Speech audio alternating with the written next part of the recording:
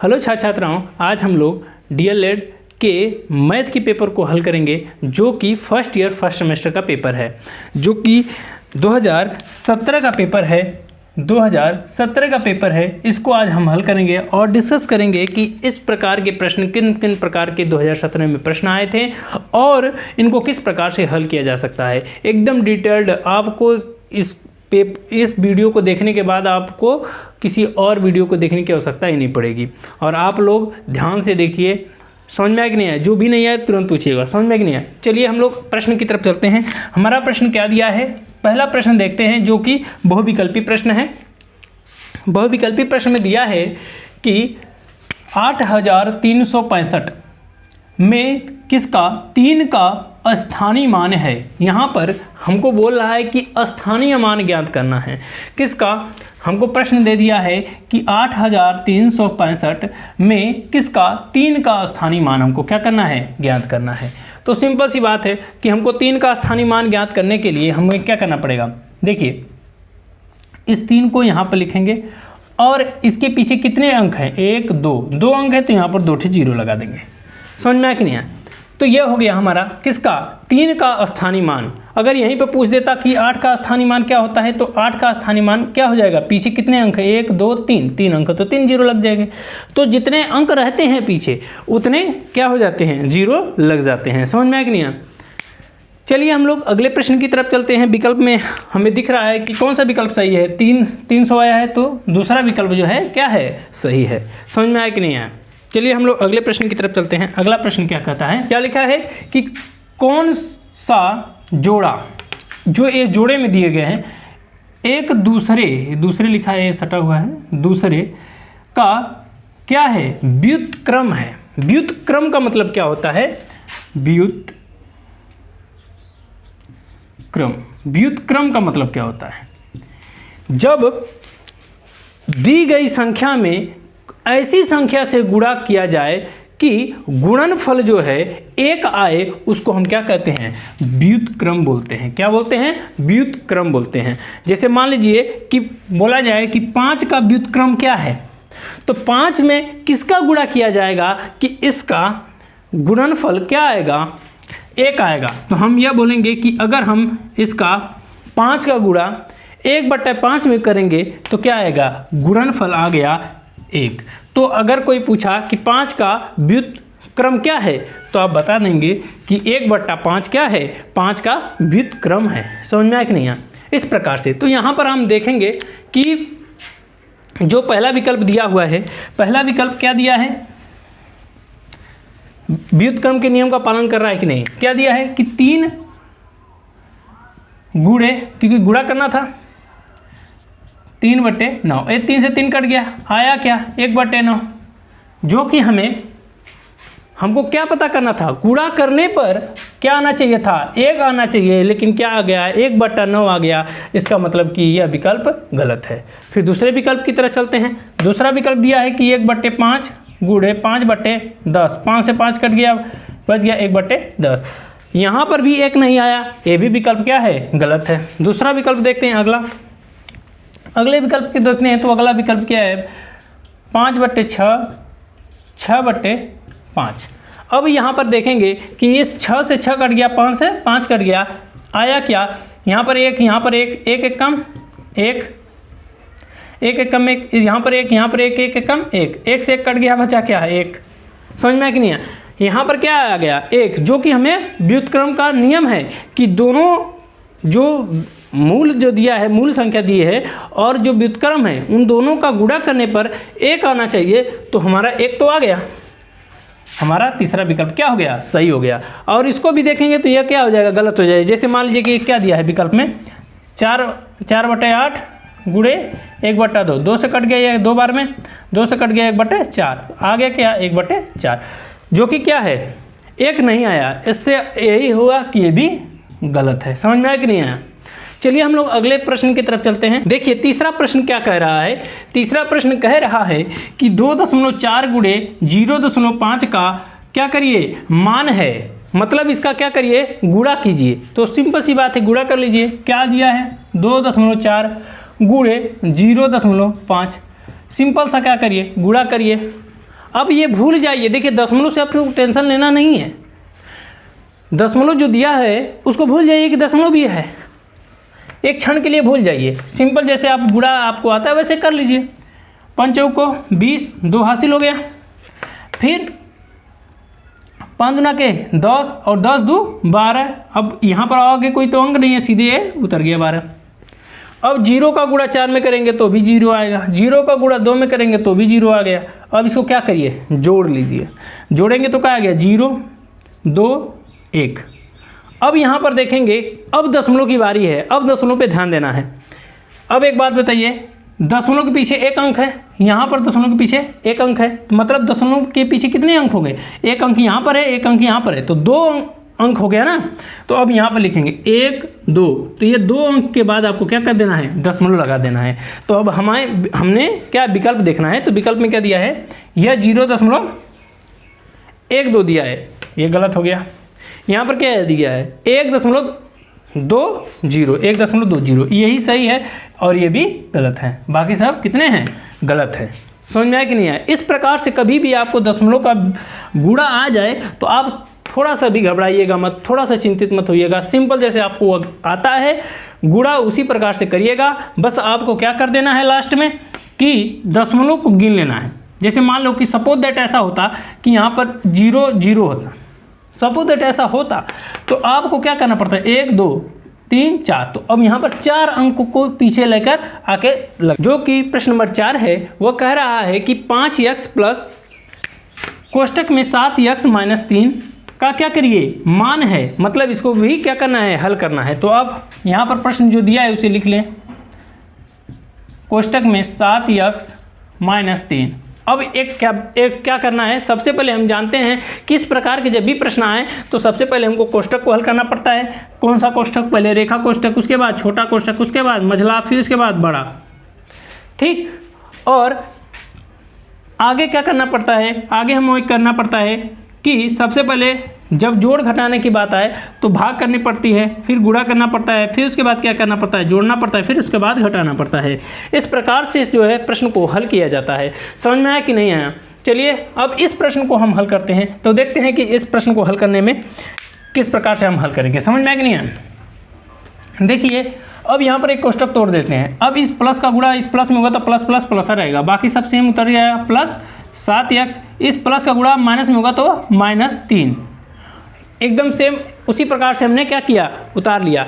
इस प्लस का गुणा इस प्लस में हुआ है तो प्लस रह गया, इस प्लस का गुणा माइनस में हुआ है तो माइनस ही रह गया है, माइनस हो गया है। अब यह भी यक्स है, यह भी यक्स है, सजाती है, इसके घात भी अलग नहीं है, तो इन दोनों को क्या करिए, जोड़ दीजिए।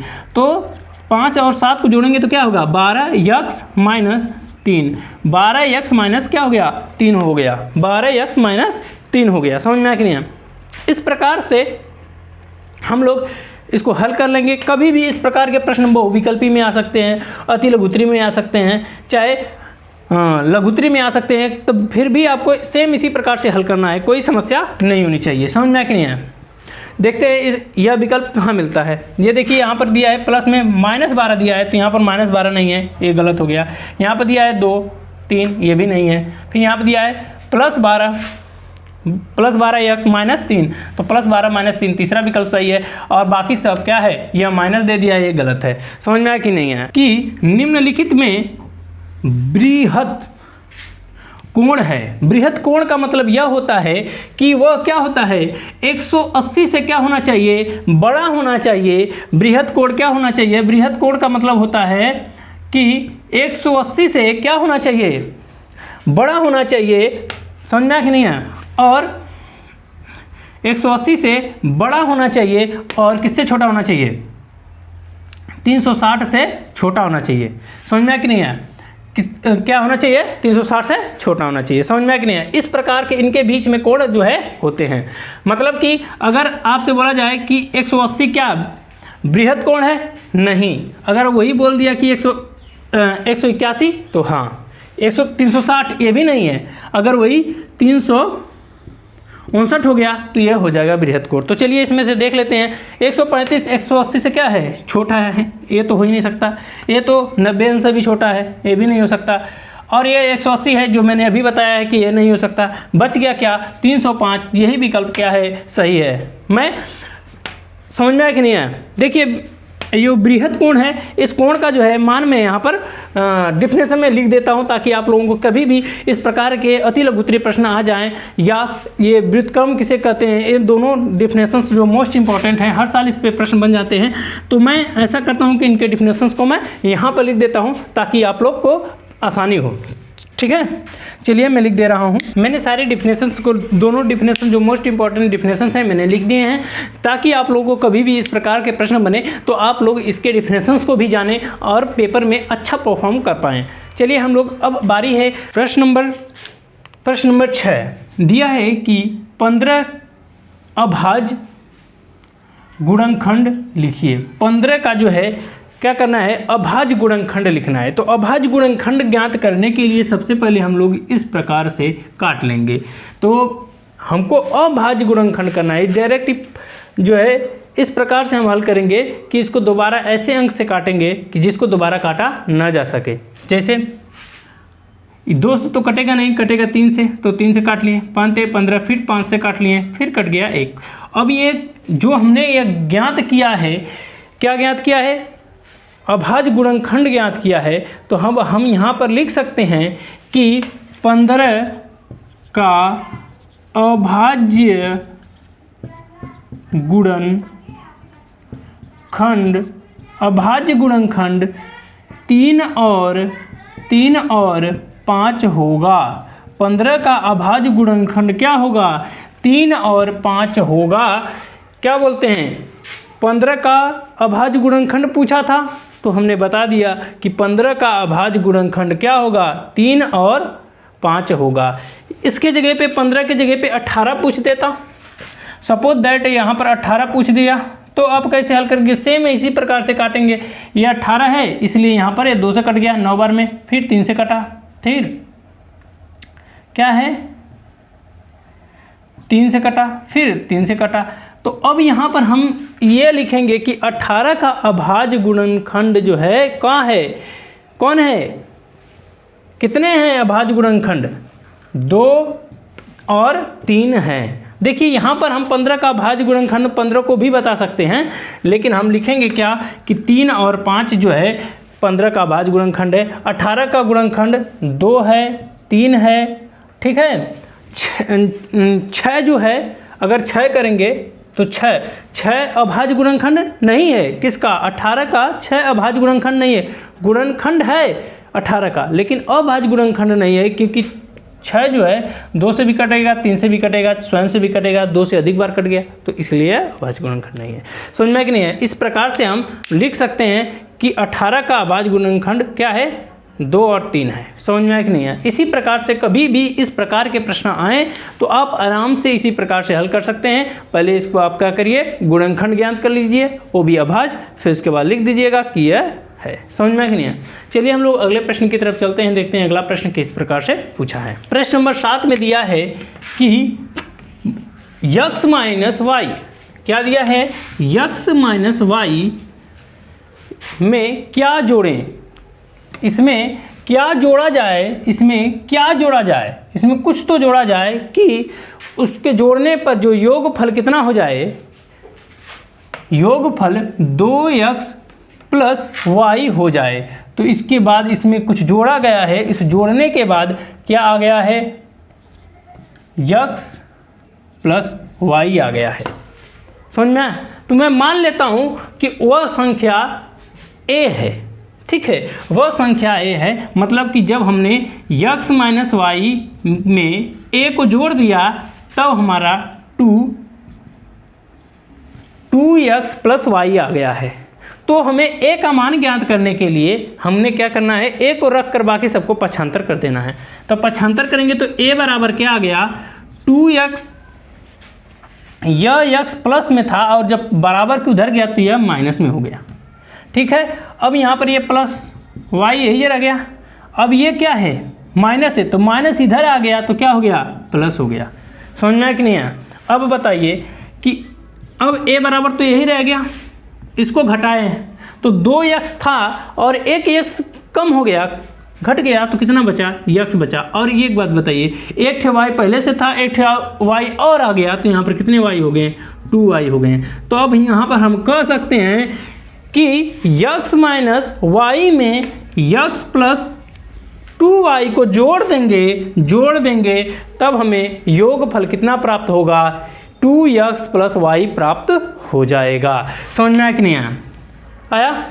चलिए हम लोग अगले प्रश्न की तरफ चलते हैं। अगला प्रश्न क्या कहता है इसको समझते हैं। अगला प्रश्न दिया है, अगला प्रश्न कह रहा है, प्रश्न नंबर 8, 6 और 7 दोनों हल कर चुके हैं, 7 और 6 दोनों हल कर चुके हैं। अब बारी है प्रश्न नंबर 8 को हल करने की। तो अब यहाँ पर हम लिखा है, प्रश्न में दिया है कि यदि किसी चतुर्भुज की चारों भुजाएं क्या हैं, बराबर हों।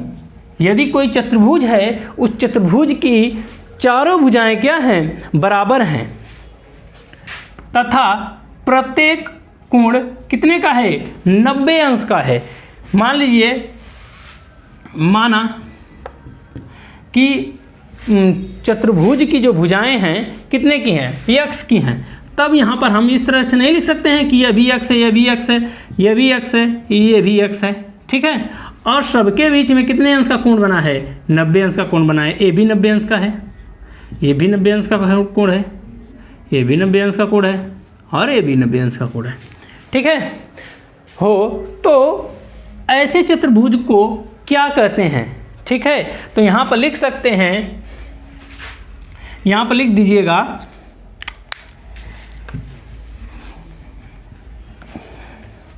कि जिस कहा जाता है। समझ में आया कि नहीं है?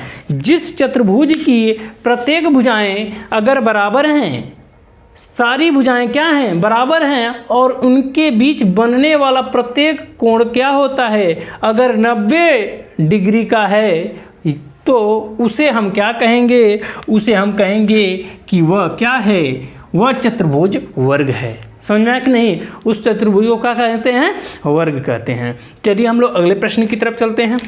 प्रश्न नंबर 9, दो संख्याओं का क्या मस तथा उनका गुणनफल, उन संख्याओं को गुणा करने पर कितना आ गया, 6400 है। उनका लसा ज्ञात कीजिए। उनका क्या करना है, लसा ज्ञात करना है। और हमें क्या दे दिया है, हमें दिया है मसा दे दिया है। मसा बराबर कितना दिया है, 16 दे दिया है। और उन संख्याओं का गुणनफल क्या दिया है, दोनों संख्याओं का गुणनफल कितना दे दिया है, 6400 दे दिया है। और हमें क्या ज्ञात करना है, लसा ज्ञात करना है। क्या ज्ञात करना है, लसा ज्ञात करना है कि लसा क्या आया है। समझना कि नहीं? हमें क्या ज्ञात करना है, लसा ज्ञात करना है। अब यहाँ पर एक बात है, एक कंसेप्ट है। हम जानते हैं कि दोनों संख्याओं को यदि गुणा किया जाता है तो वह बराबर होता है लसा गुणे मसा के। तो हम लिख सकते हैं क्या कि दोनों संख्याओं का गुणनफल बराबर होता है लसा गुणे मसा के। किसके, लसा गुणे मसा के होता है, हम जानते हैं। तो एक बात बताइए, हमें दो चीज़ तो पहले से पता है। क्या चीज़, यह पता है कितना है 64 और मसा पता है 16। तो चलिए रख लेते हैं मान। तो यहाँ पर क्या है, जो दोनों संख्याओं का गुणनफल कितना दिया है 6400, तो यहाँ पर लिख देंगे 6400 बराबर लसा हमको पता नहीं है, लसा यहाँ पर लिख देंगे कि लसा सीधे लिख देंगे। और गुणे मसा कितना है 16, तो यहाँ पर लिख देंगे क्या 16। और हमको यह पता नहीं है तो इसको यहीं पर रहने देते हैं, इसको इसके नीचे ला देते हैं। मतलब जब ये गुणा जब बराबर की हिस्सा साइड जाता है तो क्या हो जाता है, भाग हो जाता है। तो यहाँ पे लिख देंगे कि लसा बराबर 64/16। अब 16 चौको क्या होता है, 16 चौको 64 होता है। तब 2 से 0 इसके पीछे जुड़ गया, मतलब कि लसा बराबर क्या आ गया, लसा बराबर क्या आ गया, 400 आ गया। मतलब कि जो दो संख्याओं का मस यदि 16 है और गुणनफल उसका 64 है, 6400 है, तो उसका लसा क्या होगा, 400 होगा। समझ में आया कि नहीं है, उसका लसा कितना होगा, 400 ही होगा। समझ में आया कि नहीं है। देखते हैं प्रश्न नंबर 10 को। प्रश्न नंबर 10 में दिया है कि 3 अंकों की सबसे बड़ी क्या चीज, सबसे बड़ी उत्तरवर्ती संख्या लिखिए। क्या करना है, उत्तरवर्ती। पहली बात यहाँ पर जो उत्तरवर्ती है, उत्तरवर्ती का क्या मतलब होता है, किसी संख्या में एक जोड़ देने पर वह संख्या उस संख्या की उत्तरवर्ती हो जाती है। समझ में आया नहीं। जैसे मान लीजिए कि कोई संख्या 5 है, इस 5 में पूछा गया कि इस 5 का उत्तरवर्ती क्या होता है, तो 5 में हम 1 जोड़ देंगे और बता देंगे कि 5 का 6 जो है उत्तरवर्ती है। क्या है, उत्तरवर्ती है।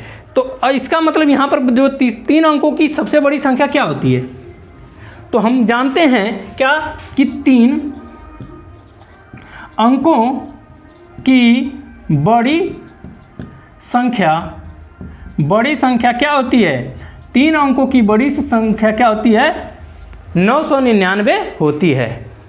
तो प्रश्न के अनुसार ये बोला है कि इसका क्या करिए, उत्तरवर्ती ज्ञात करिए। तो उस संख्या का उत्तरवर्ती ज्ञात करने के लिए हम क्या करेंगे, उस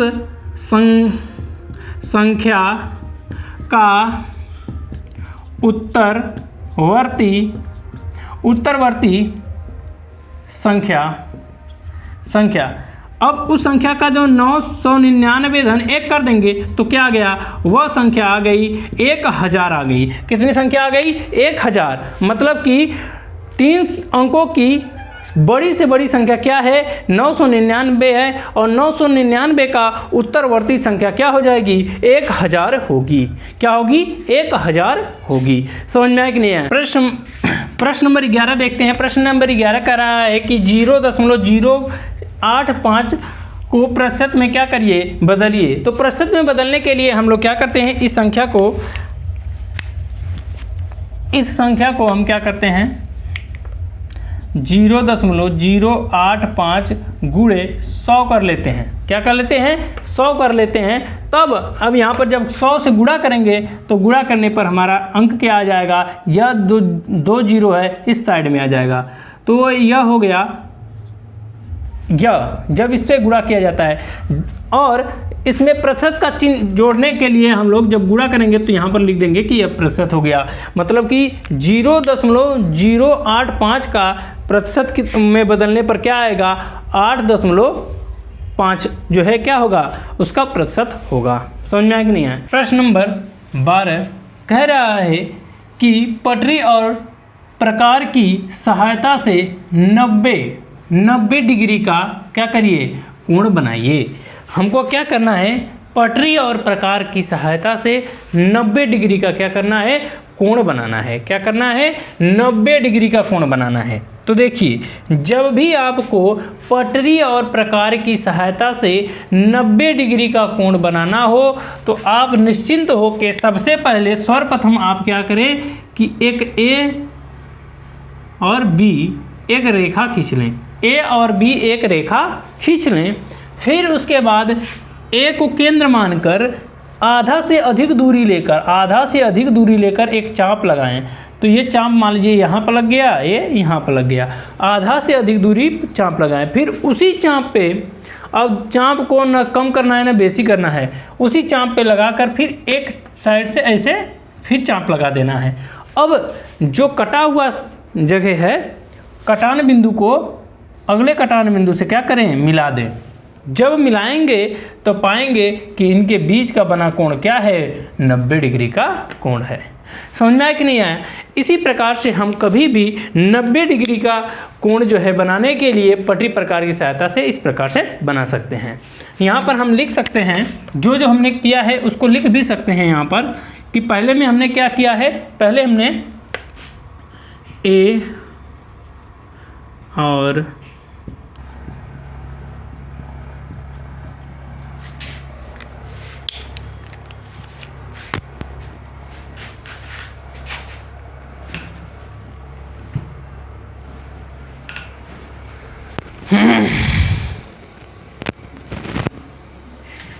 जैसे जैसे हमने किया था यहाँ पर हमने सारे पॉइंट को हमने लिख लिया है कि सबसे पहले हमने ए बी रेखा खींची है, फिर हमने क्या किया है, ए को केंद्र मान के एक चाप लगाया, फिर बी को केंद्र मान के एक चाप लगाया, दोनों को मिला दिया है, इनके बीच का बना कोण क्या हो गया, 90 डिग्री का हो गया है, जो कि आप पेपर में इस प्रकार से लिख सकते हैं। समझ में आया कि नहीं आया? चलिए हम लोग अगले प्रश्न की तरफ चलते हैं। प्रश्न नंबर 13 कहता है कि रमेश के बगीचे में क्या है, विभिन्न प्रकार के फूलों के पौधे लगाए गए हैं। क्या हैं? रमेश के बगीचे में विभिन्न प्रकार के फूल के पौधे क्या हैं, लगाए गए हैं। नीचे दी गई सारणी में इन पौधों की संख्या दी गई है। जो नीचे दी गई ये सारणी आपको दिखाई दे रही है, यह उनको दर्शाया गया है कि इस पेड़ के, इस पौधे के, इस फूल के इतने पौधे लगे हुए हैं।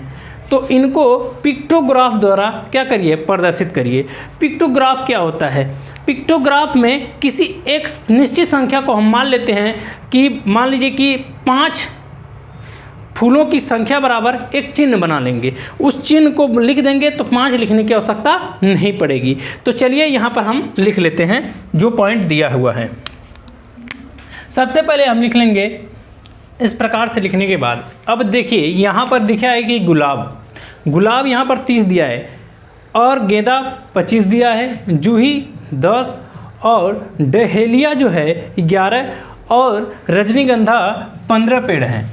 अब यहाँ पर देखने वाली बात है कि अगर हम 5-5 पौधे के बराबर अगर कुछ एक संकेत बना लेते हैं तो सभी निपट जाएंगे, बस ये डहेलिया का जो पौधा है एक बच जाता है। तो हम ऐसा कर लेते हैं कि 5 के लिए एक संकेत बना लेते हैं और एक पेड़ के लिए एक संकेत बना लेते हैं। तो यहाँ पर हम यहाँ पर मान लेते हैं कि एक त्रिभुज बना लेते हैं। ठीक है, एक संकेत बनाना है, कुछ भी आप बना सकते हैं। यहाँ पर मैंने क्या कर लिया है, संकेत बना लिया है। अब यहाँ पर क्या है, गुलाब के फूल की संख्या कितनी है, यहाँ पर 30 है। तो यहाँ पर लिखेंगे किसकी बात हो रही है, गुलाब की। तो गुलाब के पौधों की संख्या कितनी है, 30। तो अगर हम 6 फूल का चित्र बना देंगे तो यहाँ पर हमारा जो है गुलाब का पिक्टोग्राफ प्रदर्शित हो जाएगा। तो हम ऐसा कर लेते हैं कि 6 को फूल बना लेते हैं। ठीक है,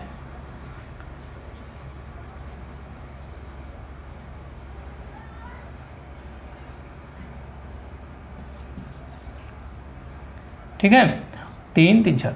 यहाँ पर हमने क्या किया, 6 फूलों की संख्या बना ली।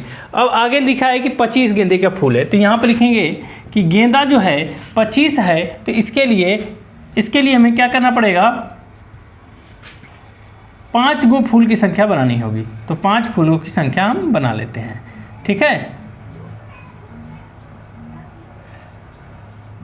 देखिए कोई इसमें रॉकेट साइंस नहीं है, बहुत सिंपल सा प्रश्न है। ठीक है, अब आगे दिया है कि जूही के कितने पौधे हैं, 10 पौधे हैं। तो यहाँ पर लिखेंगे कि जूही बराबर 10 है। तो 10 पौधों की संख्या के बराबर इस तरह आकार से बना लेंगे कि 2 पौधे आ जाएंगे। ठीक है, और उसके बाद डहेलिया का क्या है, 11 है। तो यहाँ पर लिखेंगे कि डहेलिया कितना है, 11 है। तो 11 लिखेंगे और यहाँ पर 2 तो फूल बना लेंगे। ठीक है, 2 फूल बना लिए। अब यहाँ पर 10 पौधों की संख्या हो गई और एक जो है यहाँ पर ट्रायंगल बना लेंगे। ठीक है, अब हमारा ये भी हो गया। फिर उसके बाद आता है रजनीगंधा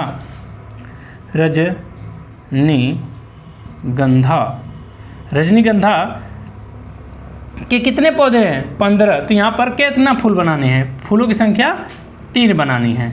तो यहाँ पर हमने 3 पौधों की संख्या बना ली। ठीक है, पौधे की संख्या कितनी है, 3 हमने बना ली। जो हमने प्रश्न में जो दिया था कि इसको क्या करिए, पिक्टोग्राफ द्वारा प्रदर्शित करिए, तो हमने पिक्टोग्राफ द्वारा इसको क्या कर दिया, प्रदर्शित कर दिया और बता दिया कि 5 फूलों की संख्या बराबर इस प्रकार के फूल आएंगे। तो हम 5 फूल जो है, यह जो चिन्ह जो है वो 5 पौधों की फूलों की संख्या है और ट्रायंगल जो है 1 पौधों के फूलों की संख्या है। समझ में आया कि नहीं है? इस प्रकार से हम लोग पिक्टोग्राफ जो है प्रदर्शित कर सकते हैं। चलिए हम लोग अगले प्रश्न की तरफ चलते हैं। अगला प्रश्न क्या दिया है, अगला प्रश्न दिया है कि 7.2 सेंटीमीटर व्यास क्या है, व्यास है, व्यास का एक वृत्त क्या है खींचिए जहाँ तथा उसकी त्रिज्या भी क्या करिए ज्ञात करिए। हमको एक वृत्त बनाना है जो कि कितने का होना चाहिए 7.2 का होना चाहिए और उसकी त्रिज्या भी ज्ञात करनी है।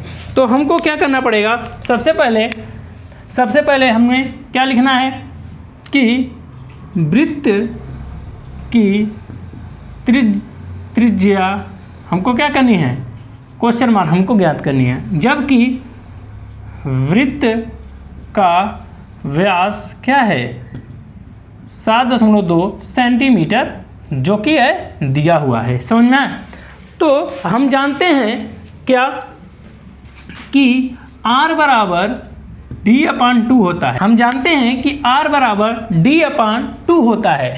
तो अब यहाँ पर हमें, जबकि r बराबर हमको पता नहीं है, लेकिन ये d बराबर हमको क्या है, या d का संकेत है या r का है। ठीक है, तो d बराबर तो पता है, तो यहाँ पर क्या दिया है 7.2 बटे 2 कर देंगे। अब इसको काट दीजिए, ये कितने बार कटेगा, 2 3 6, फिर इसके बाद एक इसमें गया तो 2 छक्के 12, एक कट गया, ये सेंटीमीटर में आ गया। ठीक है, अब बारी है, यह बोला है कि क्या करिए त्रिज्या भी ज्ञात करिए। हमने त्रिज्या ज्ञात कर लिया है।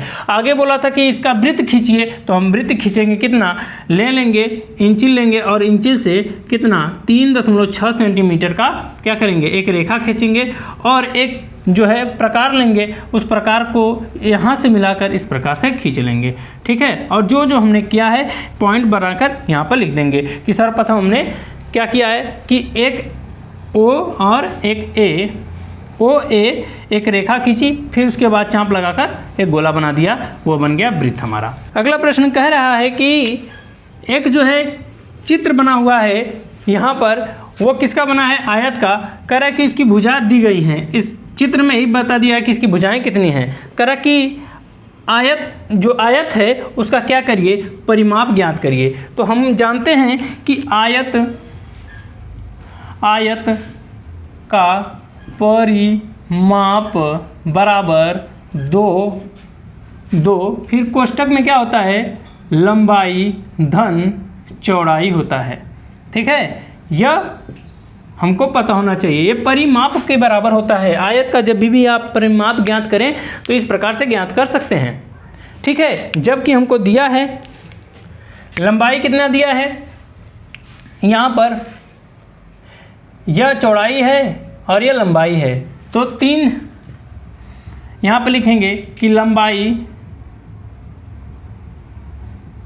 लंबाई बराबर किसका है आयत की लंबाई बराबर कितना दिया है 3 सेंटीमीटर। ठीक है, 3 सेंटीमीटर, और आयत की चौड़ाई बराबर कितना दिया है 6 सेंटीमीटर। 6 सेंटीमीटर। ठीक है, आयत की चौड़ाई बराबर कितना दिया है 6 सेंटीमीटर दिया है। फिर कह रहा है कि ज्ञात कीजिए क्या परिमाप, तो परिमाप बराबर लिखेंगे परिमाप बराबर क्या होगा किसका आयत का परिमाप बराबर क्या होगा, जो कि सूत्र में दिया था क्या लंबाई धन चौड़ाई, यह दिया था। अब 2 तो यही जरा गया, लंबाई कितनी है 3, धन चौड़ाई कितनी है 6, तो जोड़ देंगे तो क्या आ गया, इसको जोड़ें तो 9 हो गया, 9 गुणे 2, मतलब कि उसका जो है परिमाप क्या हो गया, आयत का परिमाप कितना हो गया 18 सेंटीमीटर होगा। यहाँ पे लिख देंगे कि आयत का परिमाप 18 सेंटीमीटर होगा। ठीक है, 18 सेंटीमीटर होगा, ये लिख देंगे और हमारा आंसर बनके तैयार हो जाएगा। अगला प्रश्न दिया है कि कपड़े के 3 थानों की लंबाई, कपड़ा का 3 थान है और उसकी लंबाई दिया हुआ है। क्या दिया है, पहला थान कितने का है 1.25 सेंटीमीटर का है। ठीक है, ये सेंटीमीटर में है। फिर दूसरा यहाँ पर लिखेंगे दूसरा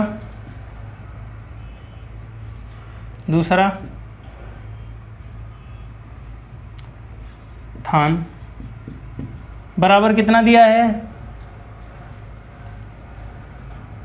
220 मीटर दिया है। ठीक है, फिर तीसरा दिया है, तीसरा स्थान 275 दिया है, वो भी मीटर में। अब एक ही सेंटीमीटर में दिखाई दे रहा है, एक ही क्या है सेंटीमीटर में दिखाई दे रहा है। यहाँ पर क्या कर सकते हैं, 2 ठे लगा देंगे, यहाँ पर 2 ठे लगा देंगे तो यह हो जाएगा सब सेंटीमीटर में हो जाएगा। समझ में कि नहीं है, सभी सेंटीमीटर में हो जाएंगे। ये मीटर में थे, अब ये सेंटीमीटर में हो गए, ये भी सेंटीमीटर में हो गया। समझ में, चाहे तो आप एक को मीटर में बदलें सेंटीमीटर में, अरे दशमलव में हो जाता, थोड़ा सा कठिनाई होती है हल करने में। फिर कह रहा है कि कपड़े दिए हैं बड़ी से बड़ी, जब भी मैंने बताया था आप लोगों को कि बड़ी से बड़ी बोले तो मतलब कि एचसीएफ ज्ञात करना है, मतलब मौसा ज्ञात करना है। ठीक है, का फीता बताइए, बड़ी से बड़ी माप एक फीता बताइए जो तीनों थानों के कपड़े करी लिखा हुआ है लेकिन को पूरा माप सके। हमको क्या करना है, एक ऐसा फीता बनाना है, एक ऐसा फीता बनाना है जो सभी को क्या करे, उसी फीते से बराबर माप सकें, ऐसा छोटा बड़ा नहीं होना चाहिए। ठीक है, तो सबसे पहले हम इन सभी लोगों का क्या करते हैं, एचसीएफ ज्ञात कर लेते हैं, मतलब मौसा ज्ञात कर लेते हैं। तो पहले इन लोगों का अभाज्य गुणनखंड कर लेते हैं। 125 3 से कटेगा, 5 से काट लेते हैं डायरेक्ट, 25 25 फिर 1। ठीक है, इस प्रकार से हमने कर लेना है। इस प्रकार से अभाज्य गुणनखंड हमने कर लिया है। अब क्या करते हैं कि जो इन सभी लोगों में मिला हो, ठीक है, अब 2 देखिए, इसमें तो 2 नहीं मिला है तो 2 को तो लेना ही नहीं है, 5 यहाँ पर भी, 5 यहाँ पर भी, 5 यहाँ पर, तो 5 ही मिल रहा है, 11 यहाँ पर, 11 यहाँ पर, 11 यहाँ पर है, ये नहीं है, तो 5 को लेना है। तो कितने 5 को लिया जा सकता है, सबसे छोटा 1 2 3 ही 5 को ले सकते हैं, इससे ज़्यादा इसमें भी 3 है और इसमें 4 हैं, तो इसमें हम लोग ले लेंगे। अब देखिए 25 25 25 125, तो हम यहाँ पर बता देंगे कि हम लोग उसमें से क्या करेंगे, एक बड़ी से बड़ी माप का बताना था, फीता बताना था, तो हम कह देंगे कि 125 सेंटीमीटर का। ठीक है, अभी हमने सेंटीमीटर में ज्ञात किया है, तो मीटर का फीता बराबर आएगा, क्या पूछा था, फीता बताइए जो तीनों को पूरा माप सके, तो यह फीता तीनों थानों के कपड़े को पूरा माप सकता है। ठीक है, समझ में आ कि नहीं है। इस प्रकार से हम कभी भी इस प्रकार के प्रश्न आए, आप निश्चित होकर आराम से इस प्रकार से हल कर सकते हैं। समझ में आ कि नहीं है, जो भी समस्या है आप तुरंत पूछ सकते हैं। चलिए हम लोग अगले प्रश्न की तरफ चलते हैं, देखते हैं अगला प्रश्न क्या दिया है। अगला प्रश्न जो 17 वाला प्रश्न है, जबकि 16 प्रश्न हम लोग हल कर चुके हैं, अब बारी है 17 प्रश्न की। कह रहा है कि एक परीक्षा हुई, उस परीक्षा में 75% जो है प्रतिशत बच्चे उत्तीर्ण हुए। यदि परीक्षा में कुल कितने विद्यार्थी बैठे थे 1500 बच्चे बैठे थे, तो कुल कितने बच्चे जो हैं क्या हैं अनुत्तीर्ण हो गए, मतलब कितने बच्चे फेल हो गए। तो सबसे पहली बात ये है, हम लोग क्या करते हैं कि सबसे पहले जो प्रश्न में दिया है वो लिख लेते हैं।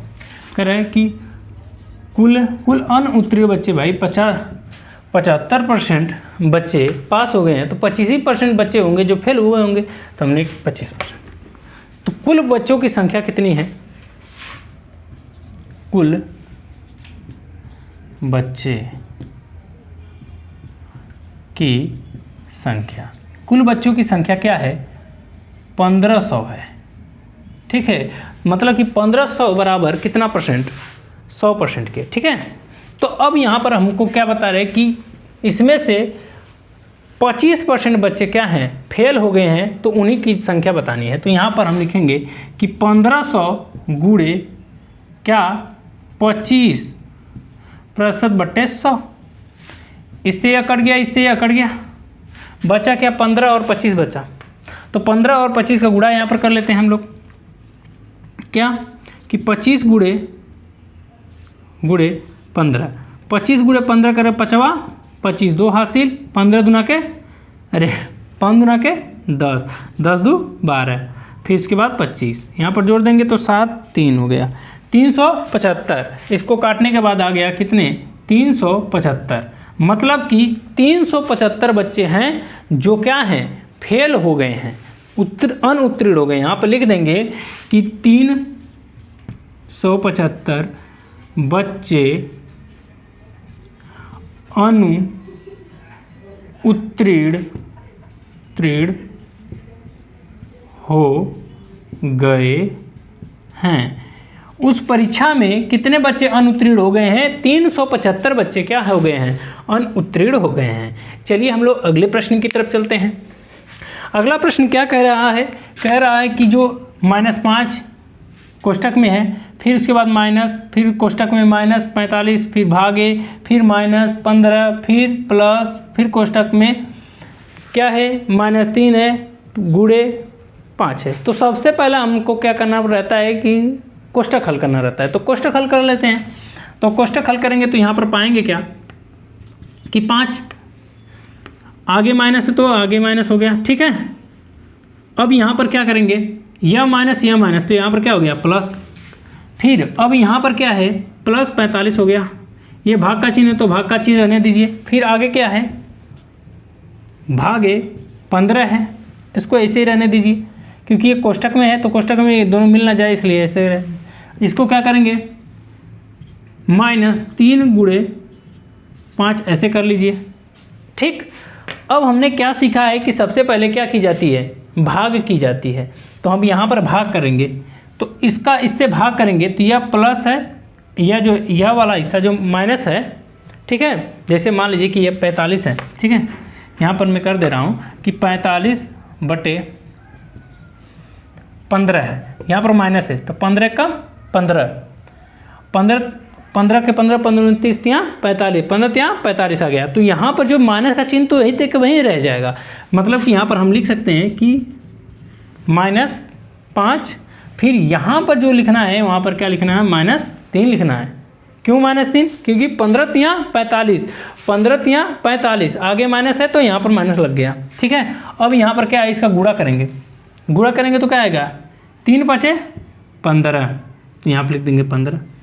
अब सारी संख्याएं कैसी हैं माइनस में है तो सारी संख्याएं क्या हो जाएंगी ऐड हो जाएंगी। तो इसको जोड़ेंगे तो क्या होगा 8 में 15 जोड़ देंगे तो क्या हो जाएगा 23। तो यहाँ पर लिख देंगे कि -23 जो है ये क्या हो गया आंसर हो गया। समझ में कि नहीं आया।